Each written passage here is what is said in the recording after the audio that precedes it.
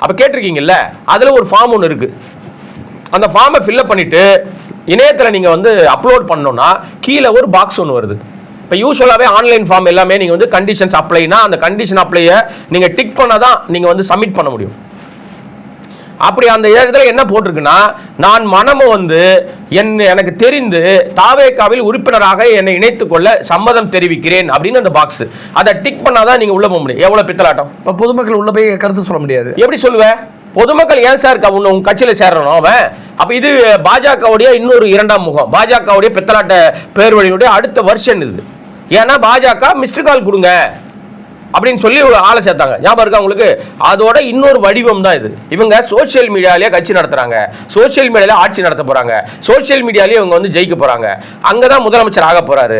நான் கேட்கிறேன், 234 தொகுதியிலையும் முதலமைச்சர் நான் தான் அவர் சொன்னார். மதுரை மத்தி விஜய், அந்த மத்தி விஜய், இந்த மத்தி விஜய்னு சொன்னாரா? 234 தொகுதியில் விஜய் நிற்கிறாருங்க. நான் கூட விஜய்க்கே ஓட்டு போடுறேங்க. விஜய் 234 தொகுதியில் ஜெயிச்சிட்டாருங்க. ஆட்சியா புடிச்சி ஆணி பிடிங்கிடுவாரா? ஜெயிக்க முடியுமா? இல்ல ஜெயிச்சுட்டாருன்னா ஒரு அமைச்சர்கள் யாரு? இந்த தலைமறைவா இருக்கிற பில்லா பாண்டி கூப்பிடுவீங்களா? இல்ல ஓடி ஒளிர ஆதவர்ஜனாவை கூப்பிடுவீங்களா? என்னன்னு கொடுப்பீங்க? அப்ப 234 தொகுதியில் ஜெயிச்சிட்ட பிறகு 233 தொகுதி ரிசைன் பண்ணும்.